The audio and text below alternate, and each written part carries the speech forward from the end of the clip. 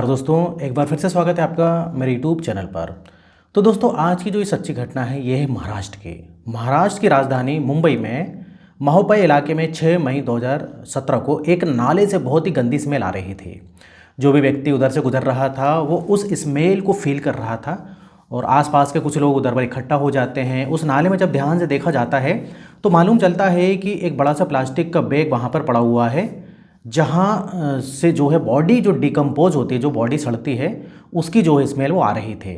अब भाई उधर पर जो खड़े हुए कुछ लोग होते हैं उनमें से जो है एक आदमी जो है पुलिस को कॉल करता है और कुछ देर बाद जो है मुंबई पुलिस जो है वारदात पर पहुंच जाती है और उस नाले से उस बैग को बाहर निकाला जाता है। जब उस बैग को खोला जाता है तो वहाँ खड़े सभी लोगों के जो है पैरों तले ज़मीन खिसक जाती है, क्योंकि उस पॉलीथीन बैग के अंदर जो है एक शरीर का कटा हुआ हिस्सा था। इस शरीर के ना तो पैर थे, ना ही दोनों हाथ थे और ना ही उस बॉडी पर उसका सिर था। केवल उसके धड़ को उस पॉलीथीन बैग में डालकर वहाँ पर फेंका गया था। उसके साथ ही कोई भी आईडी प्रूफ या कोई ऐसी चीज़ नहीं थी जिससे इस बॉडी को आइडेंटिफाई किया जा सके। लेकिन पुलिस नोटिस करती है कि उस धड़ पर कंधे के पास एक गणेश जी का टैटू बना हुआ था। तो यहाँ से पुलिस को इतना तो क्लियर हो जाता है कि ये लड़की जो हिंदू धर्म से ताल्लुक़ रखती है और साथ ही मुंबई की ही रहने वाली है। जैसे कि आप लोगों को मालूम भी होगा कि मुंबई में जो गणेश जी हैं उनकी बहुत ज़्यादा पूजा की जाती है। काफ़ी लोग जो है इनको मानते हैं, उनके टैटू भी बनवाते हैं। लेकिन अब पुलिस के सामने सबसे बड़ा सवाल ये था कि आखिर ये लड़की कौन है और इतने निर्मम तरीके से हत्या किसने की है। तो चलिए आज के इस वीडियो में जो है मुंबई के इस दर्दनाक हत्याकांड के पीछे की पूरी सच्चाई या पूरी कहानी को हम विस्तार से जानते हैं। अब पुलिस सबसे पहले उस नाले पर जो एक सर्च ऑपरेशन चलाती है, क्योंकि पुलिस को लग रहा था अगर किसी लड़की का धड़ यहाँ से मिला है तो बॉडी के बाकी पार्ट्स भी इस नाले से मिल सकते हैं। लेकिन कई घंटे की मेहनत के बाद भी उस नाले से शरीर का दूसरा कोई भी हिस्सा पुलिस को नहीं मिलता है। अब पुलिस इस धड़ को पोस्टमार्टम के लिए भेज देती है और साथ ही इसकी बॉडी पर जो गणेश जी का टैटू मिला था उसकी फ़ोटोग्राफ्स जो है ले लेती है और जिसको जो है भाई जिस कपड़े में लपेट कर फेंका गया था उस कपड़े की भी जो है पुलिस फ़ोटो वगैरह ले लेती है। और ये सभी जो फ़ोटो वगैरह अगले दिन के अखबार में जो है पुलिस जो है प्रिंट करवा देती है या फिर प्रकाशित करवा देती है। अब पुलिस के पास और कोई तरीका भी नहीं था, क्योंकि इस बॉडी की शिनाख्त कैसे करेगी पुलिस। अब अगले दिन यानी कि बोलें तो 7 मई 2017 के अखबार में न्यूज़ फैल जाती है। देखते ही देखते महाराष्ट्र मुंबई में खबर आग की तरफ फैल जाती है, लेकिन उसके बावजूद भी पुलिस के हाथ कुछ नहीं लगता है। 7 तारीख का दिन बीत जाता है, 8 मई का दिन पूरा बीत जाता है, लेकिन कोई भी इस बॉडी को क्लेम करने के लिए नहीं आता है। साथ ही पुलिस आसपास के जितने भी पुलिस थाने होते हैं उसमें मिसिंग कंप्लेंट का डाटा भी चेक कर रही थी, क्या पिछले जो है कुछ दिनों में किसी ने कोई मिसिंग कंप्लेंट जो लिखवाई है। अब दिन आ जाता है दोस्तों 9 मई 2017 का, जब पुलिस स्टेशन में कविता डूडे और गणेश डूडे नाम के 2 लोग आते हैं और पुलिस को कहते हैं कि अखबार में जो आर्टिकल प्रिंट हुआ था वो उसी के बारे में पूछने के लिए आए हैं। वो पुलिस को बताते हैं कि उनकी छोटी बहन है जिसका नाम है प्रियंका डूडे, वो 5 मई 2017 से लापता है और उसके कंधे पर भी बिल्कुल ऐसा ही गणेश जी का टैटू बना हुआ था। अब पुलिस यहाँ पर उन दोनों को वो डेड बॉडी का हिस्सा दिखाती है, साथ ही वो कपड़े भी दिखाती है जिसमें वो डेड बॉडी लपेट कर फेंके गए थे। अब उन कपड़ों के आधार पर कविता डूडे और गणेश डूडे उस लड़की को पहचान लेते हैं और पुलिस को कहते हैं कि उनकी ये छोटी बहन प्रियंका डूडे ही है। अब कविता डूडे और गणेश डूडे पुलिस को ये बताते हैं कि एक हफ्ता पहले यानी कि 30 अप्रैल 2017 को उन्होंने अपनी छोटी बहन की शादी की थी और उसकी शादी जो है सिद्धेश गौरम नाम के लड़के से की थी और बेसिकली लव मैरिज थी ये, और वह अपने ससुराल में रह रही थी। और शादी के 2 दिन बाद जब प्रियंका ने अपने घर वापस आई तो उसने अपने भाई गणेश और बहन कविता को बताया कि उसके ससुराल वाले उसको जो है मारते पीटते भी हैं और लड़ाई झगड़े भी करते हैं और जो है उनका व्यवहार सही नहीं है, लेकिन उसके बावजूद भी वह वापस अपने ससुराल चली जाती है। 4 तारीख को प्रियंका अपनी बहन कविता से बात की थी और 5 तारीख से उसकी बात होना बंद हो जाती है। अब 6 तारीख को कविता ने प्रियंका के पति सिद्धेश को फ़ोन करके पूछा तो वो कुछ सही से जवाब नहीं दे रहा था, इसलिए जो है कविता और गणेश वो कह रहे थे कि उनका पूरा शक जो है प्रियंका के ससुराल की तरफ है। अब पुलिस इस बात को समझते हुए प्रियंका के जो ससुराल है वहाँ पर पहुँच जाती है और वहाँ जाकर उसके पति सिद्धेश से ससुर सास ससुर जो भी होते हैं उनसे बातचीत करती है। लेकिन उनकी बातों से पुलिस को ऐसा लग रहा था कि इस केस में उनका कोई इन्वॉल्वमेंट नहीं है, क्योंकि वो पुलिस को ऐसा बताते हैं कि भाई वो खुद जो है गायब होने से मतलब अपनी बहू के गायब होने से परेशान है और उन्होंने नज़दीकी पुलिस थाने में भी उसकी मिसिंग रिपोर्ट भी लिखवा रखी है। अब पुलिस क्रॉस चेक करती है तो ये सब कुछ जो सच पाया जाता है, यानी कि जो कविता और गणेश ने जो पुलिस को बताया था उसके अनुसार पुलिस को प्रियंका के ससुराल वालों पर कोई भी शक नहीं हो रहा था।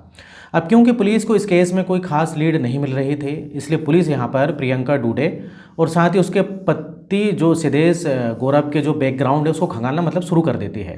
अब पुलिस को मालूम चलता है कि प्रियंका डूडे के माता पिता का देहांत पहले ही हो चुका है। उसके बड़े भाई गणेश डूडे और बड़ी बहन कविता डूडे ने ही प्रियंका का पालन किया है। उसे कॉलेज में पढ़ा रहे थे और 3 साल पहले यानी कि 2014 में प्रियंका की मुलाकात सिद्धेश से हुई थी और इन दोनों में प्यार हो जाता है और ये प्यार बहुत जल्द जो है परवान चढ़ जाता है। ये दोनों एक दूसरे के साथ रहते थे, इस तरीके से पति पत्नी रहते हैं, फिजिकल रिलेशन बना लेते हैं। अब ऐसे ही चलते चलते फिर जो है ये दोनों क्या करते हैं कि शादी करने का प्लान बना लेते हैं और प्रियंका और सिद्धेश दोनों ही अपने घर में इस रिश्ते के बारे में बताते हैं। यहाँ पर जो प्रियंका के बड़े भाई जो गणेश और बड़ी बहन कविता है वो तो मान जाते हैं, लेकिन सिद्धेश के घर वाले इस रिश्ते के लिए नहीं मानते क्योंकि सिद्धेश के पिता PWD में सरकारी नौकरी करते थे, साथ ही पैसे से काफ़ी संपन्न थे और तो उनको जो है प्रियंका उनके हिसाब से सही बहू बोले तो नहीं लगती है। और साथ ही जो है यहाँ पर सिद्धेश की जो माँ थी जिसका नाम माधुरी था, तो उनने जो है साफ साफ इस रिश्ते से मना कर दिया था कि भाई इससे शादी तुम्हें नहीं करना है। अब इधर क्या था कि सिद्धेश की जो माँ होती है ना, उनने पहले से भी एक लड़की देख रखी थी सिद्धेश के लिए, मतलब सिद्धेश की शादी करने के लिए। अब यहाँ पर जो सिद्धेश है वो प्रियंका से थोड़ी दूरियाँ बना लेता है क्योंकि वो समझ चुका था कि उसके घर वाले कभी शादी के लिए नहीं मानेंगे। अब वो प्रियंका से बहुत ज़्यादा बात नहीं करता था, उससे बहुत ज़्यादा मिलता भी नहीं था। ये बात कहीं ना कहीं प्रियंका भी समझ चुकी थी और एक दिन वो सिद्धेश को मिलने के लिए बुलाती है और कहती है कि तुम्हारे माता पिता तो शादी के लिए नहीं मान रहे, चलो हम दोनों भाग के शादी कर लेते हैं। जब एक बार हमारी शादी हो जाएगी तो तुम्हारे घर वालों को मानना ही पड़ेगा। लेकिन सिद्धेश यहाँ पर प्रियंका से शादी करने से साफ साफ इनकार कर देता है। अब यहाँ पर प्रियंका जो है वो काफ़ी घबरा जाती है और घबराहट में वो सिद्धेश से कहती है कि तुमने मेरा इस्तेमाल किया है, तुमने मेरे साथ कई सालों तक फिजिकल रिलेशनशिप बनाए हैं, अगर तुम मेरे साथ शादी नहीं करोगे तो मैं तुम्हारे ऊपर फॉल्स केस लगवा दूंगी, तुम्हें जेल में डलवा दूंगी। अब प्रियंका की ऐसी बातों से सिद्धेश जो है वो काफ़ी डर गया। उसने शादी के लिए हाँ बोल दिया, लेकिन उसने प्रियंका से कहा कि भाई तुम्हें मेरी माँ से जाकर बात करनी होगी।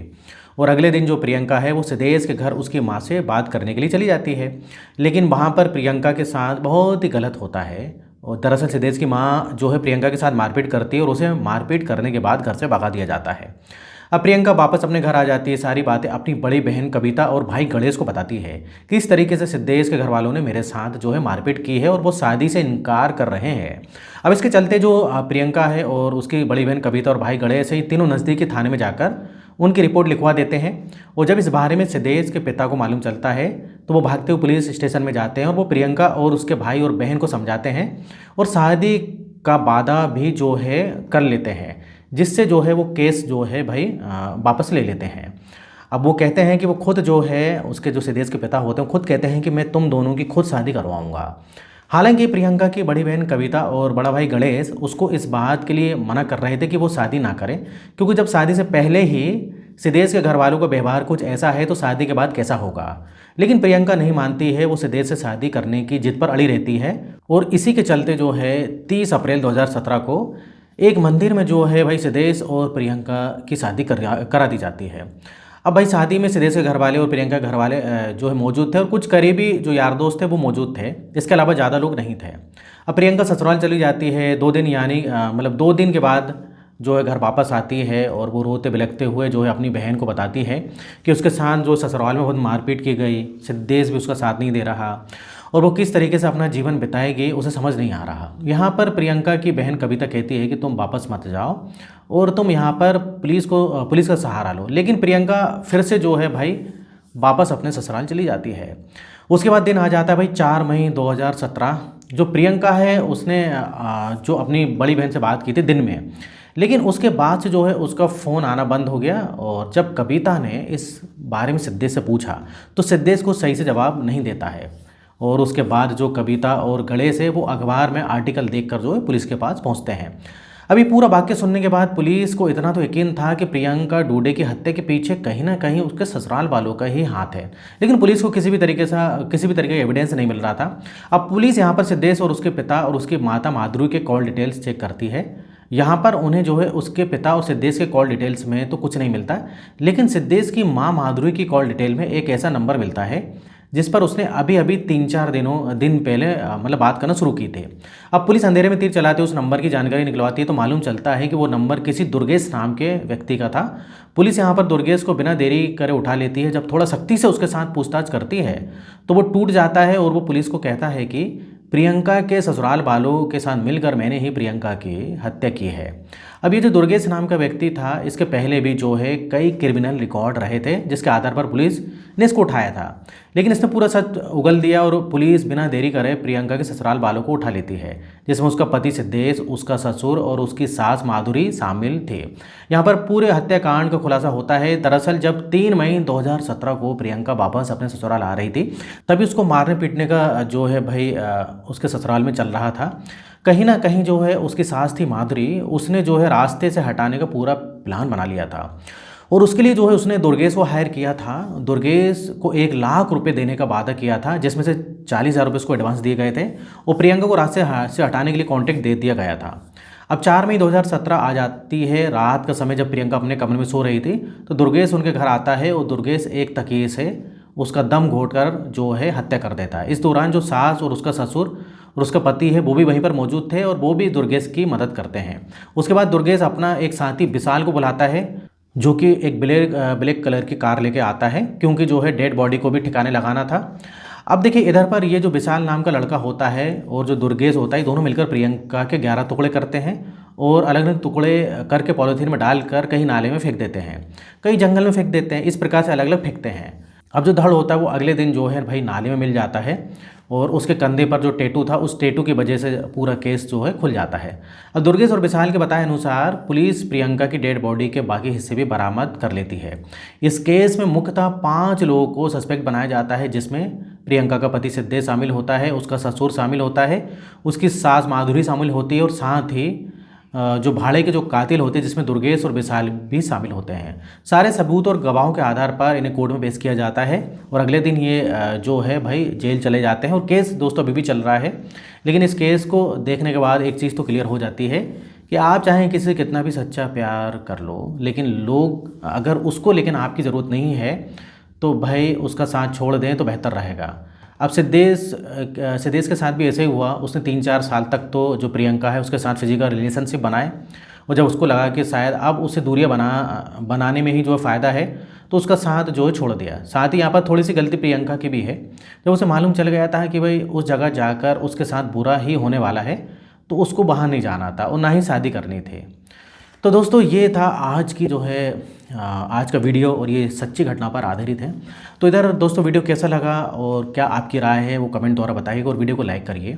इस टाइप से दोस्तों बहुत सारे मैं सच्ची घटना पर आधारित वीडियो बनाते रहता हूँ। तो अगर आप पसंद करते हैं तो चैनल को सब्सक्राइब कर लें अगर आपने अभी तक नहीं किया है तो फिर मिलेंगे नेक्स्ट वीडियो में। और यहाँ तक बने रहने के लिए, साथ देने के लिए आपका बहुत बहुत धन्यवाद।